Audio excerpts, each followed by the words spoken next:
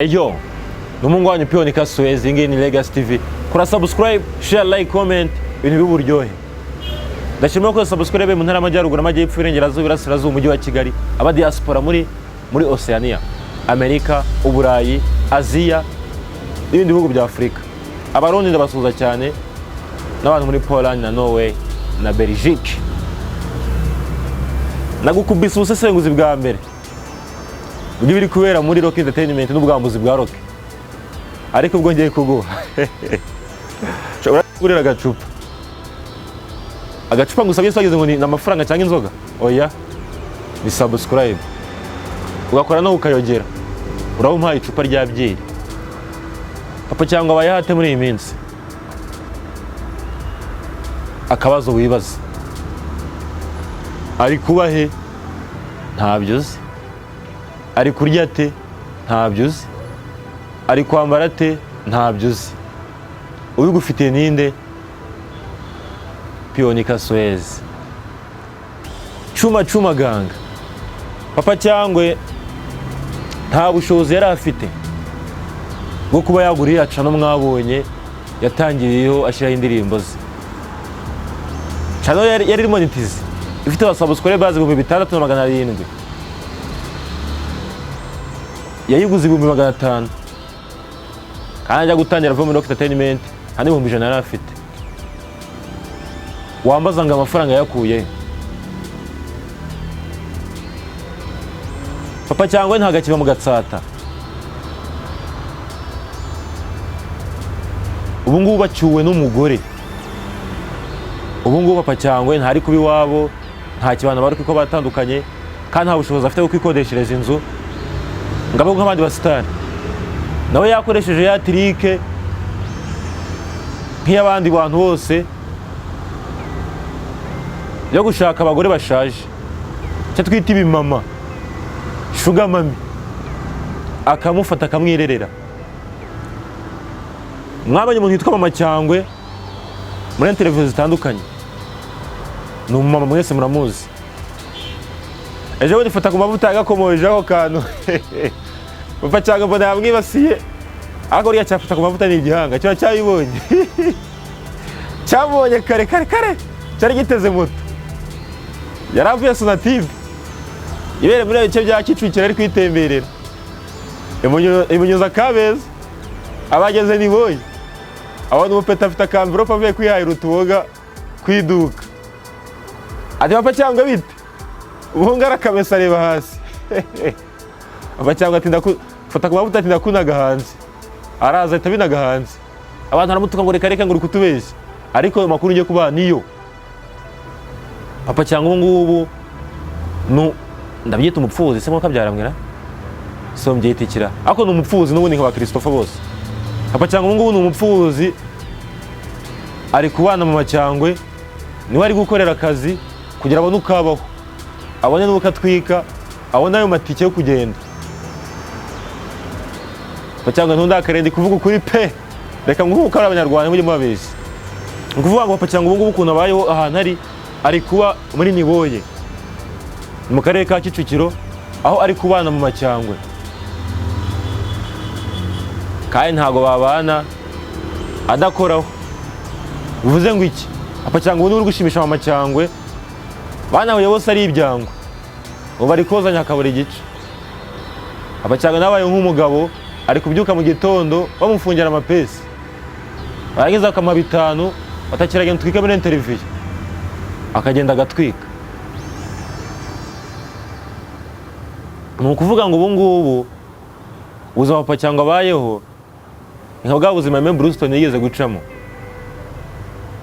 bwo kuba ku mugore ukwishimiye kandi ufite ubushobozi bwo kugira ngo bagutunze.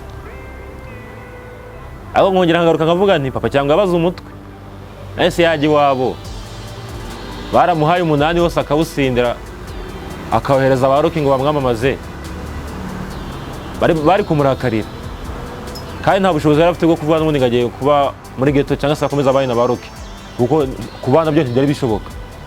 Ahubwo ikintu yakoze cyo kwisanyira Mama Cyangwe, akajya amwogereza icyangwe koza, murabyumva. Ni byiza kuko nibyo bimubeshejeho. So ushaka Papa Cyangwe ntandi umusanga kwa Mama Cyangwe ni muri Niboye, ukamenya byinshi kuri we.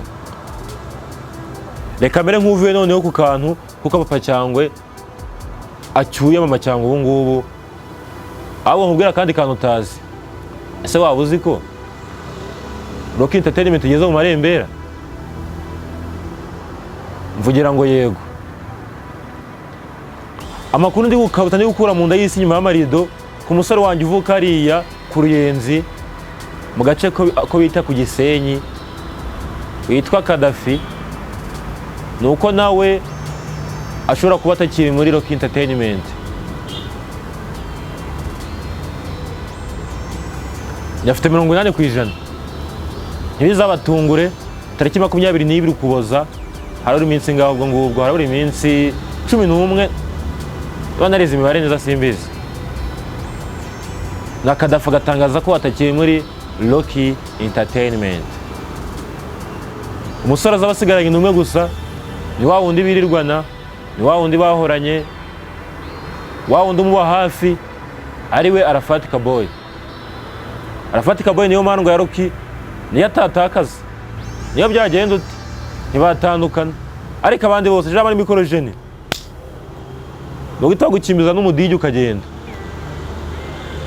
Kadafi n'inseko yawe mu bigori, Savimbi baravuka nawe nta kibazo. Uvuga ngo Rock Entertainment igiye gusigara mu minsi iri imbere uriya mwaka itakirimo Kadafi. Papa Cyangwe mwamaze kubimenya, ahubwo izabisigaranye jama ni mikorojene w'umunwa, Arafat Kaboy umukorera byose, na Savimbi byananiye. Ubwo mukamezi undi aho bazamukura niho ntazi. Bakamezi muzi ko mwakamejeje mu gihugu, mutangire musaba akazi kwa Rock, kuko Kadafi ajya gutandukana nabo, atangire yikorere flat picture ye yongera yisubireho, wo n'umusore Arafat Kaboy bongere bayibyutse. Ariko ubundi mwabantu tutabeshanye, ntago baba muri buriya buzima ngo murambane, ntago bishoboka. Ubyukiye ku rwunge, ngaho uri kuri nguvu, ngaho uri kuri brochette, usoje brochette ugiye ku rwunge, uvuye ku rwunge ugiye kuri nguvu. Abo bantu urumva babana neza? Ibitekerezo byavaye biragoye. Ikintu nsaba kimwe ko Abanyarwanda cyangwa se abandi bantu bashaka gufasha abahanzi, niba ugiye gufasha umuhanzi wivanga akazi n'imikino, niba uri manager w'umuntu mumanaginge neza, mu kazi mugakore akazi nta mishinyiko, muri coding, niba ari gutwika mutwike, nimujya no gusangira musangire, ariko mwirinde ubwana. Papa Cyangwe azizi iki cyangwa se Rock yazizi iki? Nuko uburyo babanyemo, Papa Cyangwe bamufata nk'akabebe, akana gato, bafata inkoni bakaragira, bakajya bakubita ku cyuno batigenda genda. Uko niko yarabayeho muri Rock Entertainment. Rero ikintu nababwira umuhanzi nubuzi kugiye kujya gufashwa, manager ntagushuka kubwire ngo gurisha ibyawe uze dufatanye, kuko murabibona nizo ngaruka Papa Cyangwe ahuye nazo. Ikindi kuri manager, niba ugiye gufasha umuhanzi, please wimubeshe mubwire ngo agurisha ibye, mufashe mu bushobozi bwawe bucyo ufite, wimurya, kuko mwese nimwinjiza nibwo muzatera imbere. Ese bizakumara iki kugira ngo ufashe umuntu amenye nka Papa Cyangwe mutandukana atagifite 30,000 byo kwishyura ghetto please, ajye kuba umupfuzi kugira abeho? Birababaje guys. Ngo ubuzima Papa Cyangwe muri iyi minsi, uno mupfuzi ari kwipfura Mama Cyangwe, mubimenye atuye muri Niboye, akarere ka Kicukiro. Amakuru ngiye nitwa Pionika Suarez ndabahaye, ntimundakarire. Nutera comment mbi yo kuntuka, uraba ukuntera imbaraga zo gukora, nushaka kuntuke. Icyo nzi nuko ndi kukubwira ibintu biri byo, kandi mfitiye proof, mfitiye n'ubuhamya, kuko bose turavugana kandi aho batuye, kandi hano umwanzi muri bo twangana. Ahubwo nuko ibyo nkubwira mbihagazeho. Rock turi inshuti, Papa Cyangwe turi inshuti, Kadafi turi inshuti, Arafat turi inshuti. Mukomeze mwikorere, icyo bifuriza nuko RA Entertainment akomeza gutera imbere na Papa Cyangwe agatera imbere. Mama Cyangwe nawe ufashe Papa Cyangwe rwose abeho neza zani toto nk'abandi basore bose muri Kigali nkuko umeze mbese. So ahantu wamusanga naho ngo nakubwiye muri Niboye yandika piboneka. Fara subscribe kuri Legacy TV, ukore share, uteme na comment uvuge ngo wagisaza uri mubi cyane. Jabress mani bahumugisha.